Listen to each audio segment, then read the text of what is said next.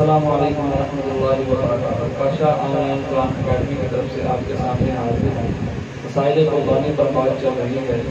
آج ہم بات کریں گے کہ قربانی اور صدقے کے درمیان میں فرق کیا ہے۔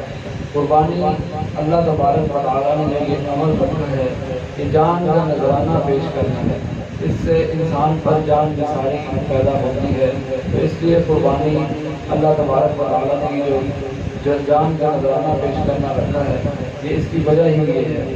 اور صدقہ جو ہے اس میں جان کا نذرانہ نہیں پیش کرنا پڑتا، بلکہ اس میں مال ادا کر بھی اللہ تبارک و تعالیٰ کا یہ صدقہ ادا کیا جا سکتا ہے۔ تو اس لیے صدقہ اور نذرانے کے لیے اس میں واضح فرق یہ ہے کہ صدقے کے لیے کوئی دن بھی مقرر نہیں ہے، اور قربانی کے لیے مخصوص اللہ تبارک و تعالیٰ نے یوم النحر عید الاضحیٰ کے دن مقرر کر رکھے ہیں۔ تو اس لیے صدقہ اور قربانی میں واضح فرق ہے۔ اللہ تبارک و تعالیٰ سے دعا ہے کہ ہمیں ان چیزوں کو سمجھنے کی توفیق عطا کرے۔